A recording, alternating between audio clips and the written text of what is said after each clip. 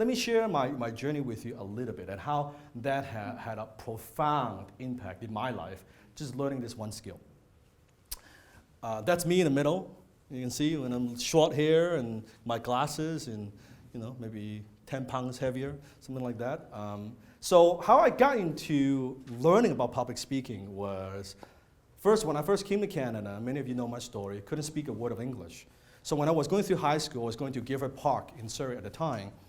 And I was one of the only 3 Chinese in my school, and I was terrified of public speaking because I couldn't speak. And I was, very, very shy, and I would, when I had very, very few friends.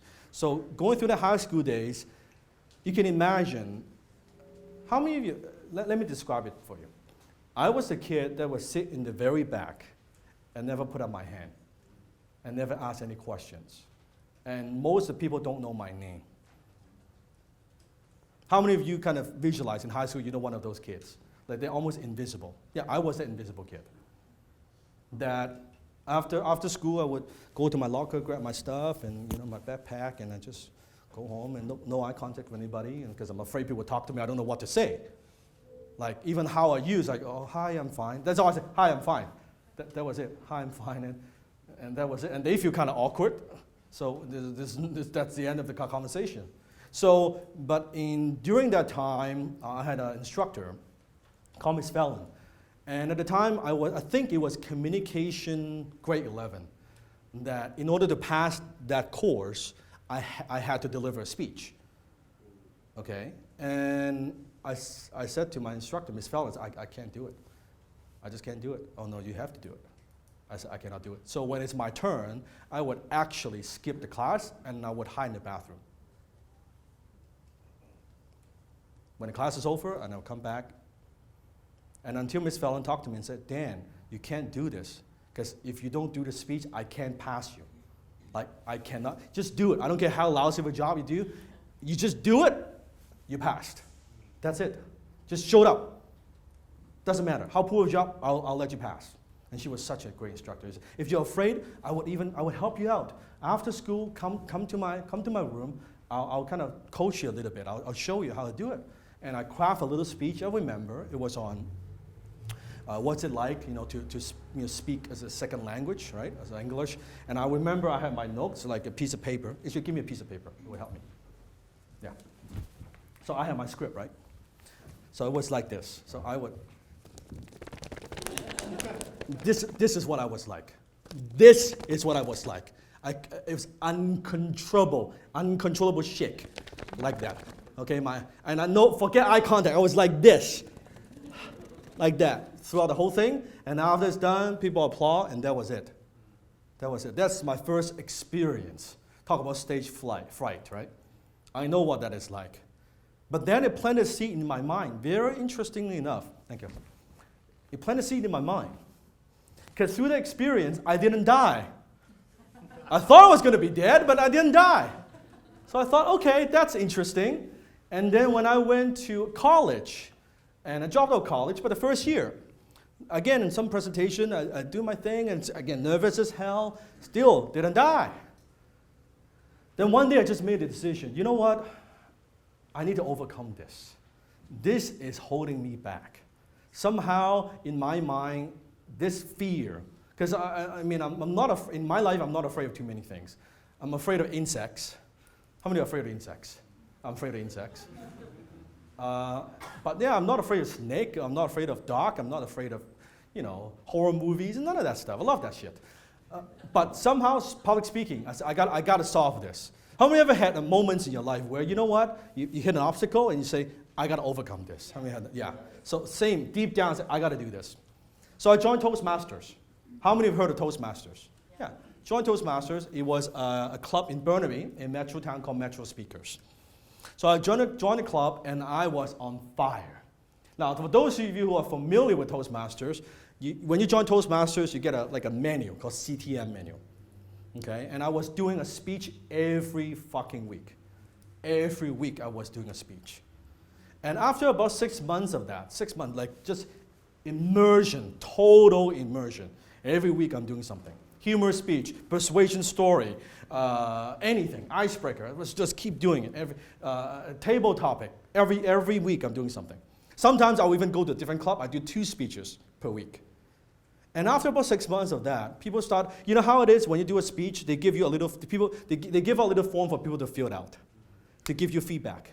At first it was, yeah, you know, you should do this. And afterward, oh, great job, excellent. I'm getting all the positive feedback. I'm like, wow, well, okay, where's the constructive criticism? Not much. And people started coming up to me and saying, man, Dan, you're good at this. You have a natural talent. Me? Natural talent? Like, what's so natural about that? There's nothing natural about that. But people say, yeah, you're good at this. I mean, you know.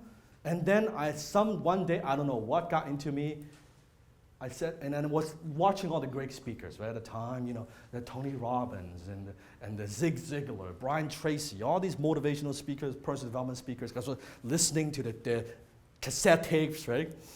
VHS tapes, cassette tapes, not YouTube. And I was like, wow. And I see them, I'm like, what if someday I could be up there? If I could do what they do, wouldn't that be neat? And I told my mom, Mom, I'm going to be a public speaker. My mom was like, I remember in her kitchen, washing the dishes, right? Yeah, Mom, I'm going to be a public speaker. Do your homework. You know, not very supportive. They said, no, Mom, I'm gonna be like those guys. Speak to hundreds of people. I'm gonna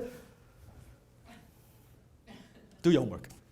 You know, that's my mom. But I just had that dream. So I joined Toastmasters, and then after a year, they voted me to run the club, to be the president of the club. At the time, I believe I was the youngest president for a Toastmasters club in British Columbia. And at the time, we are the most successful club in British Columbia. We charge more than anybody else. We have more members than anybody else.